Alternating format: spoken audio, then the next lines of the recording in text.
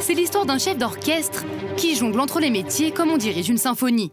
Un ovni intellectuel surdiplômé tombé tout jeune dans le chaudron de la connaissance. Mon père était un autodidacte qui lisait tout le temps, il lisait des dictionnaires. Je lisais le Larousse en 20 volumes, je veux dire à l'âge de 7 ans. Aujourd'hui, Jacques Attali est économiste et conseiller en stratégie, éditorialiste et écrivain. Et à en croire son frère jumeau, il est aussi... le meilleur raconteur d'histoire que je connaisse. De blagues, hein. Ah oui, il a un vrai talent. L'ancien conseiller de Mitterrand dort 4 heures par nuit et gère son emploi du temps avec la rigueur d'un métronome.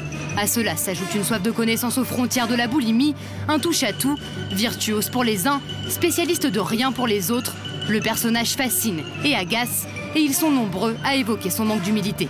Je crois que c'est faux. Il est très anxieux, en vérité. Cette anxiété traduit au fond une véritable humilité. Il n'empêche, certains politiques lui reprochent un ego démesuré. L'année dernière, Attali rend son rapport à Sarkozy sur la libération de la croissance. 300 propositions et une consigne, on applique tout ou rien. Pour le moment, environ 160 ont été enclenchés. À gauche, certains y voient une dérive libérale. Attali se définit pourtant toujours comme un homme de gauche.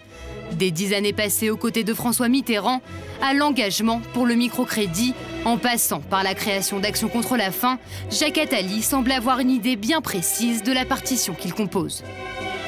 Mon objectif est à la fois simple, mégalomaniaque et humble. C'est de faire en sorte que le monde soit légèrement moins barbare après moi qu'avant moi.